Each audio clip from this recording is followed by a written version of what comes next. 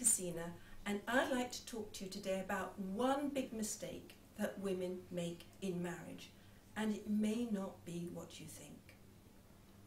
The big mistake that women make in marriage and in their relationships generally is they're too nice. We are, aren't we? We are too nice. We spend our time pleasing people, going the extra mile for people, doing everything we can for people, and when things annoy us, what do? We stifle it. We keep it inside because we're nice. And what happens when we're so nice for a long time?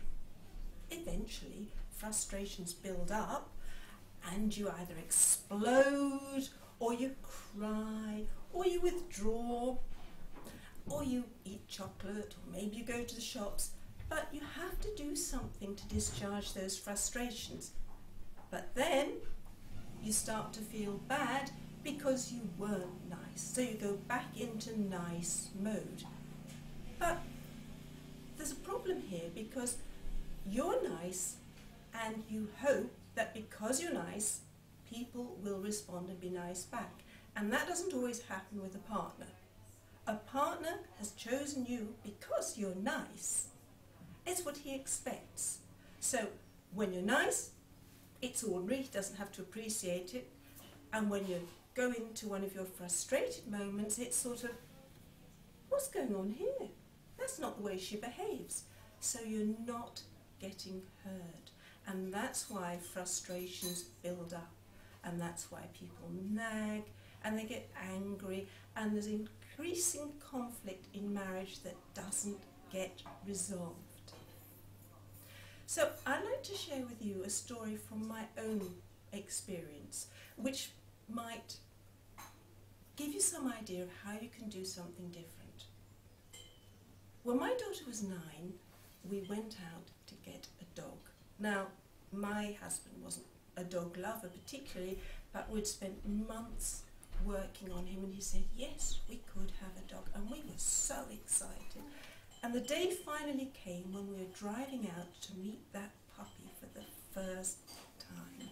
And my daughter was in the back of the car going, yeah, puppy, puppy. And I was sitting there, my heart beating with delight, and driving along, and my husband suddenly said, I don't want a bloody dog. Now, my husband's word was law in the relationship, Annie. So if he said no dog, he meant no dog.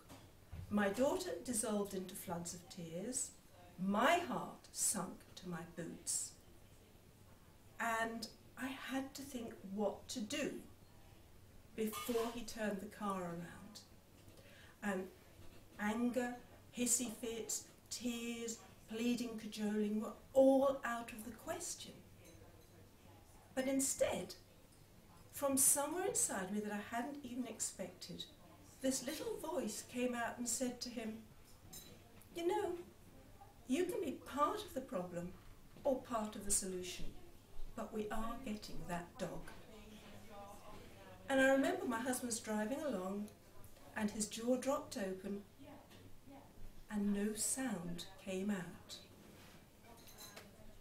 Eventually, his look changed. He looked really quite puzzled, and he said, okay, so what had happened there? What had I actually done?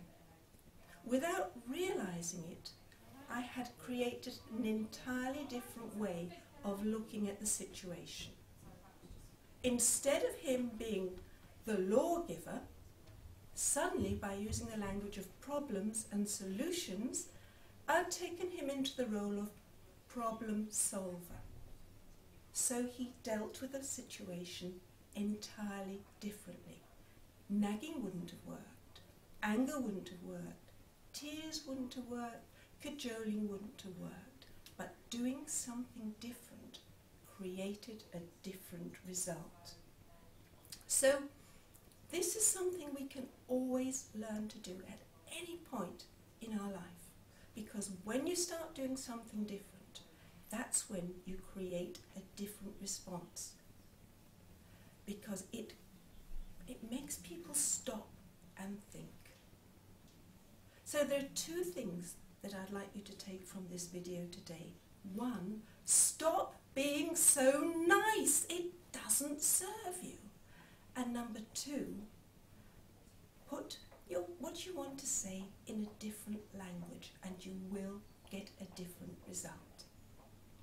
So if you've liked this video, do leave a comment and look forward to some more cool stuff from me, because in my next video I'm going to tell you how I created that moment that allowed me to say, you can be part of the problem or you can be part of the solution.